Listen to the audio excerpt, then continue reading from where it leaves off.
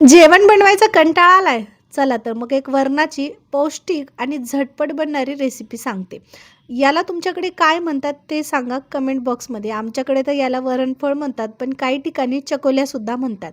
तर चला त्याची रेसिपी सांगते. सगळ्यात अगोदर कुकरमध्ये मी डाळ शिजवून घेतलेली आहे, तुरीची डाळ आणि एकीकडे पीठ चुरून घेतलेलं आहे गव्हाचं आणि बघू शकता पिठाची एक पोळी बनवायची. पोळी बनवल्याच्यानंतर त्याचे असे चौकोनी भाग कापून घ्यायचे. तुम्हाला जसा आकार द्यायचा आहे तसा तुम्ही देऊ शकता आणि ती डाळ शिजल्यानंतर त्याला एक तडका मारायचा.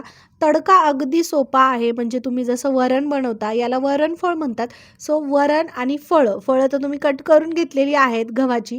सो त्या वरणाच्या जे तडक्यामध्ये आहे, सगळ्यात अगोदर जिरी मोहरी टाकून घ्यायची आणि त्यानंतर ते थोडंसं तडकत आले की त्याच्यामध्ये लसणची पेस्ट टाकून घ्यायची.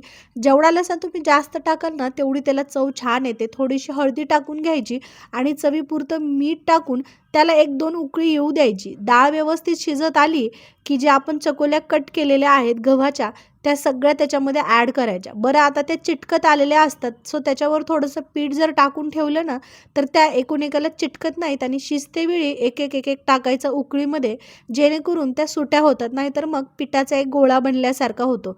तर एक 10 ते 15 मिनिटं त्याला चांगलं शिजू द्यायचं मंद आचेवर आणि रेडी आहेत तुमच्या मस्त अशा पौष्टिक वरणफळं. चला रेसिपी कशी वाटली कमेंट बॉक्समध्ये नक्की सांगा. बाय.